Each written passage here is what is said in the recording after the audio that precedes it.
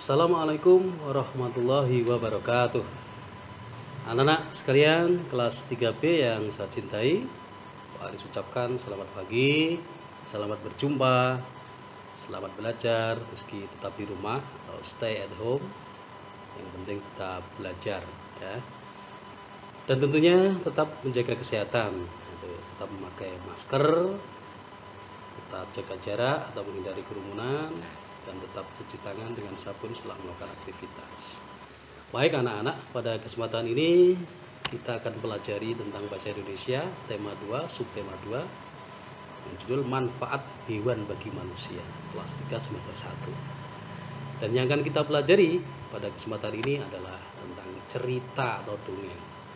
Sudah tidak asing lagi, anak-anak mungkin sering mendengar, melihat atau membaca buku cerita atau dongeng. Entah itu benar-benar dongeng yang terjadi atau mungkin hanya fiksi atau khayalan. Baik, cerita ini ada beberapa jenis anak-anak. Yang pertama ada fabel, ada legenda, ada mite, ada sage, ada parabel. Apa itu masing-masing dari yang Pak Guru sebutkan? Mari kita pelajari satu persatu. Fabel. Fabel adalah cerita tentang kehidupan binatang, namun dunianya sama dengan dunia manusia. Maksudnya apa anak-anak? Jadi dalam cerita itu, dalam dongeng itu pelakunya binatang, dan mereka bisa bicara seolah-olah seperti manusia, berperilaku seperti manusia. Ada yang jahat, ada yang baik, ada yang pemaaf, ada yang nakal dan sebagainya ya. Cerita si kancil, cerita kura-kura, mereka bisa bicara seperti manusia. Contoh dari fabel ini adalah cerita tentang kura-kura dan kelinci, kancil dan buaya. Kancil itu terkenal binatang yang cerdik ya. Nah, cerdiknya itu kadang dia gunakan untuk kebaikan, kadang untuk mengelabui teman yang lain atau binatang yang lain. Kemudian cerita burung balam dan semut merah, kodok dan monyet. Wah, itu menarik Pak ya. Kalau kamu merasa belum pernah baca cerita itu, cari aja di buku di perpustakaan, nanti ada ya, atau browsing atau mencari di YouTube. Saya pengen burung balam dan semut merah, ada apa itu burung balam dan bagaimana semut merah, cari saja ya. Pelakunya binatang. Yang kedua adalah legenda. Nah, legenda ini lebih kita kenal, yaitu cerita tentang asal usul terjadinya suatu tempat, asal usul terbentuknya nama kampung, desa atau kota. Kenapa kok dinamakan Salatiga? Salahnya apa? Kenapa kok dinamakan kota Banyuwangi? Banyune wangi, airnya wangi. Kenapa kok dinamakan kota Demak? Dan asal usul nama gunung, laut, sungai, danau dan lain-lain.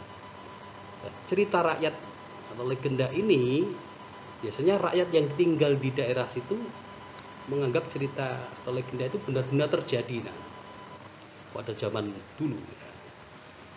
Contoh legenda ini terjadinya Gunung Tangkuban Perahu. Kenapa disebut Tangkuban Perahu? Asal usul rawa pening, asal usul kota Surabaya. Kenapa kok Surabaya? Ada Sura dan Baya. Sura itu hiu, Baya itu buaya. Ada apa dengan mereka? Asal usul Danau Toba dan sebagainya. Kemudian yang ketiga adalah mite. Mite ini adalah cerita tentang tokoh gaib. Tidak kelihatan anak-anak tokohnya, pelaku ceritanya kan. Makhluk halus. Tokohnya bisa berwujud dewa, peri, jin, atau bahkan hantu kalau dia menampakkannya. Mite berasal dari cerita rakyat di suatu daerah yang kadang akhirnya mereka mempunyai mitos, menjadi kepercayaan. Contohnya tentang cerita Nyai Roro Kidul dari Yogyakarta, cerita mite buaya putih dari Jawa Barat, cerita Nyi Blorong, ini wujudnya adalah ular ya, besar ya. Itu mite. Tuyul dan Mbak Yul tuyul, cerita tuyul bisa juga ya. Yang keempat adalah sage. Sage ini adalah cerita tentang kehebatan atau jiwa kepahlawanan seseorang. Ceritanya bisa menyebar dari mulut ke mulut, diwariskan oleh nenek moyang atau turun temurun sehingga bisa bertambah bisa juga berkurang. Ya, dia hebat, punya jiwa kepahlawanan, pemberani, memberantas kejahatan. Tokohnya ini ya, kisah Joko Tingkir, ini orang Demak mesti kenal. Siapa Joko Tingkir? Dan ada kisah Prabu Siliwangi. Kalau di televisi kalian bisa melihat Pangeran Kian Santang, putra dari Prabu Siliwangi. Kemudian Sisingamangaraja 12 dari Sumatera Utara, sage kepahlawanan. Berikutnya adalah Parabel, adalah cerita yang mengandung nilai pendidikan, baik pendidikan agama, moral, atau pendidikan lainnya. Jadi ada pesan tentang keagamaan, berbakti pada orang tua, kemudian menyayangi yatim piatu, kemudian memperdalam ilmu agama dan sebagainya. Itu Parabel ceritanya. Cerita tentang Malin Kundang. Ini anak yang durhaka pada orang tuanya. Dan akibatnya apa dari kedurhakaannya si Malin Kundang? Kamu baca nanti. Atau kemarin Pak Guru punya tugas untuk kalian untuk melihat video Malin Kundang. Ya, coba nanti dipelajari. Dan Sunan Kalijaga, ini orang Demak mesti kenal. Siapa Sunan Kalijaga? Dan Aji Saka dari Jawa Tengah, ini mengenalkan huruf Jawa, anak. Bono Coroko, Aksara Jawa itu dari Aji Saka. Bagaimana ceritanya? Pelajari nanti, cari di YouTube atau di buku atau di mana saja. Ya. Kemudian dari sebuah cerita atau dongeng itu punya unsur-unsur yang sangat penting, anak-anak. Di situ ada tema itu gagasan atau ide. Gagasannya cerita tentang kebaikan seseorang. Ya, idenya adalah untuk menolong yang lemah. Ya, itu gagasan. Kemudian ada tokoh, kaitannya dengan watak atau sifat pelaku dalam cerita.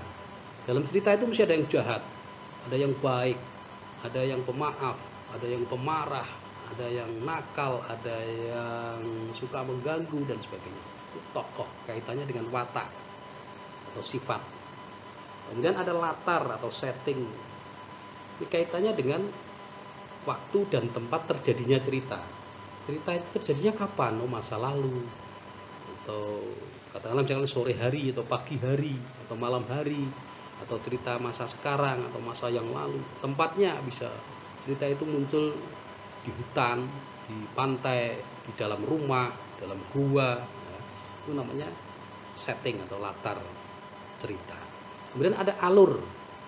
Alur itu adalah runtutan cerita, jalan cerita. Misalkan pahlawanan tadi dari dia kecil atau bahkan dari dia lahir, kemudian kecil, remaja, dewasa, ya, runtut atau urut. Ya, ceritanya bisa dipahami. Itu alur namanya. Kemudian yang terakhir ada pesan atau amanat atau nasihat.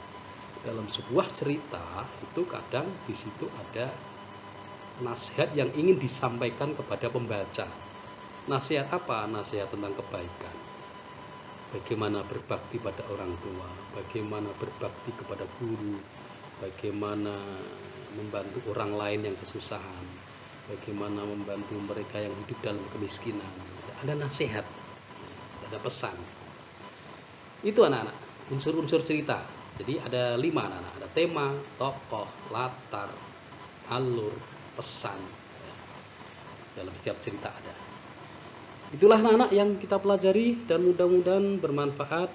Saya doakan mudah-mudahan kalian tetap dalam lindungan Allah Subhanahu wa taala, selalu sehat dan tetap belajar. Demikian kurang lebihnya Pak Aris akan mohon maaf dan assalamualaikum warahmatullahi wabarakatuh. Bin Sadeh.